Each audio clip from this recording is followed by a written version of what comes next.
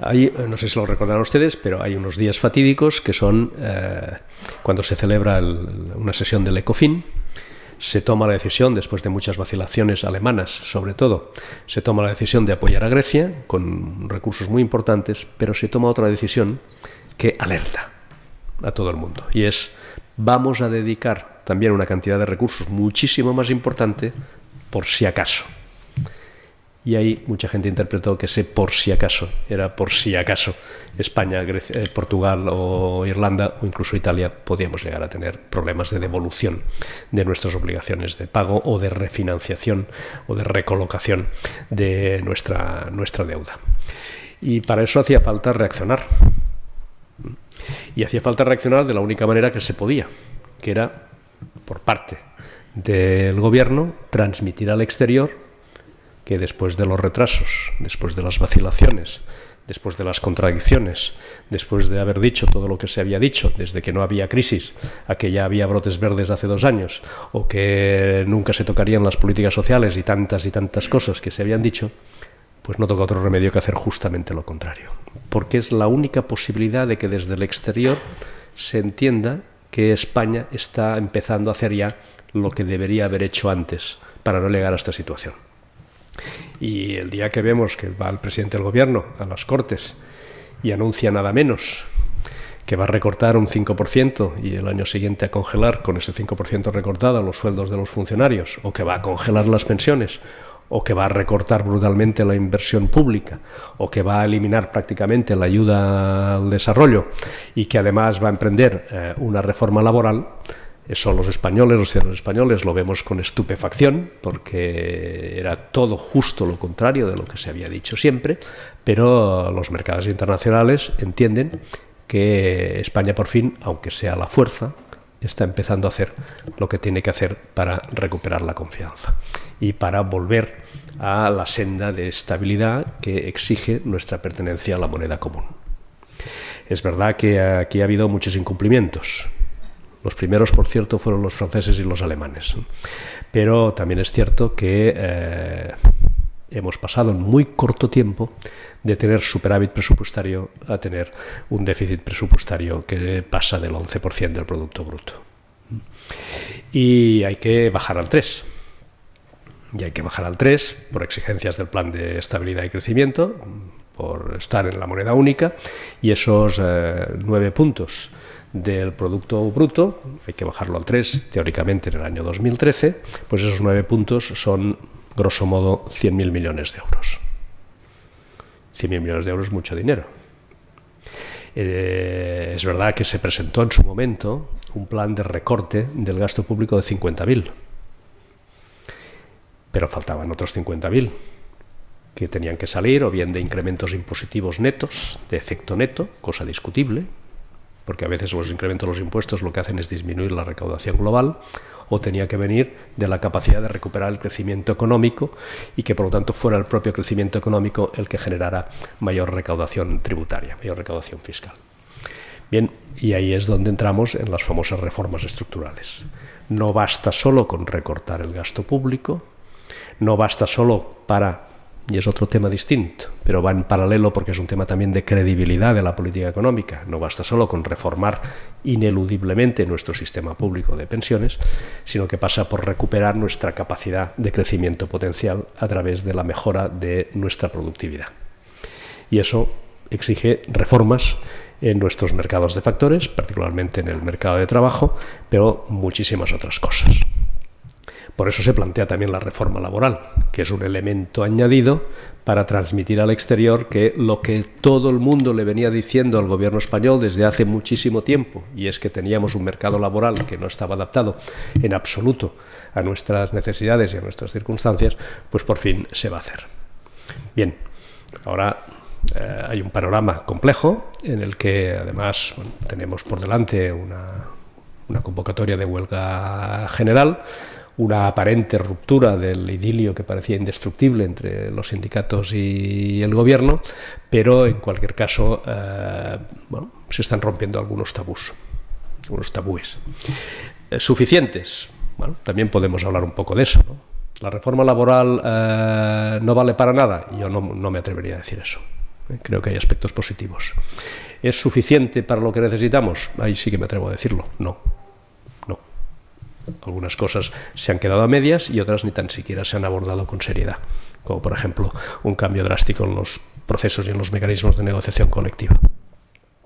Pero en cualquier caso, bueno, son pasos que globalmente no van en la mala dirección. ¿Nos hacen falta más cosas? Sin duda, porque nuestro país tiene problemas estructurales que afectan a nuestra competitividad, que son muy serios, algunos de muy largo plazo, pero que habrá que abordar algún día. No puede ser que tengamos un sistema educativo tan malo como el que tenemos, particularmente la enseñanza secundaria. No solo, pero particularmente la enseñanza secundaria. No puede ser que nuestro sistema de formación profesional sea tan ineficaz, que los sistemas de incentivación de la I+D+I pues, sean tan poco eficientes, que tengamos una administración de justicia pésima porque es enormemente lenta y burocrática. Y eso dificulta enormemente la toma de decisiones. No puede ser que pensemos que es sostenible nuestro sistema de sanidad pública sin introducir algunos mecanismos de financiación específicos. Cualquier modalidad de copago vale la pena ahí para poderla discutir, ¿no? Bueno, las administraciones, esa construcción positiva que hemos llamado Estado de las Autonomías, pues ahora estamos descubriendo que desde el punto de vista financiero es muy difícilmente sostenible y que los ayuntamientos pues están prácticamente en quiebra, que las comunidades autónomas están prácticamente en quiebra, que desde hace muchísimo tiempo no licitan prácticamente nada, que no pagan además las facturas y con una administración central que está absolutamente incapacitada para resolver este problema, por lo menos a corto plazo, a no ser que se recupere de nuevo la confianza exterior y vuelvan a fluir los recursos procedentes de fuera, ¿no?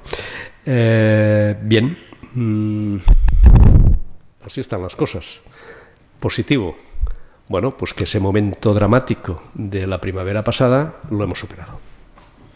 Y al final, pues se han podido, con tipos de interés más altos y con primas tal y con diferenciales, etcétera, pero hemos podido emitir y colocar, sobre todo por parte del Tesoro, pues cantidades muy importantes de recursos que han alejado el fantasma de una posible suspensión de pagos. Algunas grandes entidades financieras están empezando también a conseguir financiación del exterior a través de emisiones, de cédulas y de títulos de diversa naturaleza, y esto parece que se empieza a mover un poquito. ¿Suficiente como para que se recupere el crédito al conjunto del sector privado? Todavía no. Pero el riesgo de colapso creo que sí que lo hemos alejado y espero que lo hayamos alejado definitivamente. Ahora hay que seguir. ¿Y para eso qué hay que hacer? Bueno, pues yo creo que de mis comentarios una conclusión está clara, ¿no? No hay alternativa a ejercer una política económica de rigor. No tenemos política monetaria, la hace el Banco Central Europeo desde Frankfurt, pero sí tenemos política presupuestaria. Y eso significa contención del gasto, creíble, significa una política tributaria que no genere incertidumbre, significa en definitiva una política orientada a recuperar los equilibrios básicos en términos macroeconómicos y por lo tanto salvaguardar las condiciones de nuestra pertenencia a la moneda única. Significa también, dentro de esa política de rigor, profundizar en todas esas reformas estructurales y hacerlo con determinación, asumiendo los costes políticos que sin ninguna duda tienen. Cualquier reforma que toque algo existente tiene coste. Y en algunos casos los tiene muy a corto plazo. Una reforma laboral te genera a corto plazo una huelga general. Una reforma del sistema educativo, como sus efectos se verán por definición al cabo de una generación, pues ya es otra cosa. También es verdad que eso disminuye el interés por parte de los políticos en emprender reformas estructurales que verán sus hijos y no ellos. Pero, en cualquier caso, no hay alternativa a ser muy serios en todas estas cuestiones. Mire, para terminar, y no dejar una sensación de excesivo pesimismo que contraste con el optimismo antropológico de algunos y con el optimismo racional de otros, por ejemplo, del profesor Nueno, que suele ser más optimista que yo. Vamos a ver, esto está todavía muy difícil. Está todavía muy difícil. Y hemos pasado por momentos muy serios, de enorme riesgo, de enorme peligro. Pero este país, cuando se le marcan unos objetivos, cuando desde el exterior se nos exigen una serie de comportamientos, básicamente de comportamientos políticos y empresariales, la respuesta ha sido muy positiva. Les mencionaba el plan de estabilización. El resultado fue entrar en un proceso de crecimiento económico, lo que se llamó el milagro económico español de los años 60, ¿no? Hubo otro momento muy importante para la economía española, que es muy poco recordado, injustamente, que fue la firma del acuerdo preferencial del año 70, que exigió a muchas empresas adaptarse a un nuevo contexto competitivo internacional, pero que anticipó la adaptación de nuestra industria a la que después serían las exigencias de nuestra integración en las instituciones europeas. Evidentemente, nuestra integración europea en el año 86 fue otro enorme acicate que nos permitió también dar un gran avance.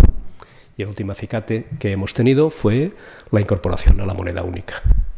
La voluntad política de un determinado gobierno de decir queremos estar desde el primer momento, igual que los demás, en la tercera fase de la unión monetaria, es decir, en la introducción del euro. Y si para eso tenemos que hacer esfuerzos y sacrificios y una determinada política que nos lleve a cumplir con las llamadas condiciones de Maastricht, en tipos de interés, en déficit presupuestario, en deuda, etcétera, y en inflación, pues lo vamos a hacer. Y la respuesta del país fue muy positiva. Bien, si se le marca un horizonte claro, ambicioso pero realista, de decir, solo podemos recuperar nuestra capacidad de crecimiento haciendo unas determinadas cosas que nos exige nuestra presencia y nuestra integración en Europa y en ese mundo global que va en una dirección que cada vez es más diáfana. Si se consigue eso, nuestro país volverá a crecer, volverá a generar esperanza y desde luego volverá a generar algo que necesitamos como el aire que respiramos, ¿no? Que es puestos de trabajo. No nos podemos permitir estar muchísimo tiempo con esa enorme bolsa de paro que además no tiene comparación en los países de nuestro entorno. Muchísimas gracias.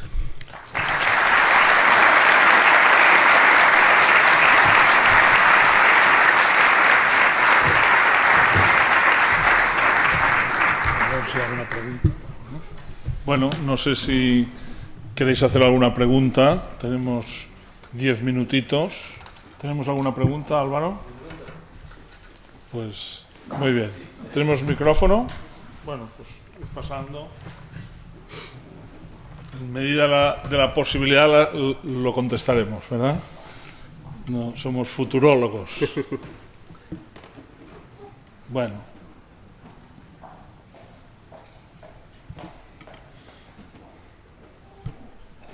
Vamos, ya te la leo yo, si quieres.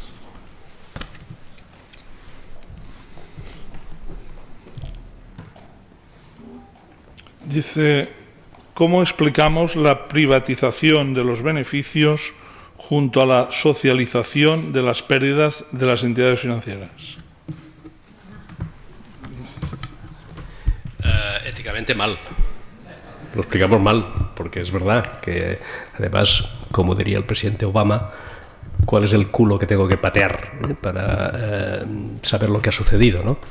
Refiriéndose al vertido de petróleo de British Petroleum en el Golfo de México. Se han hecho cosas muy mal.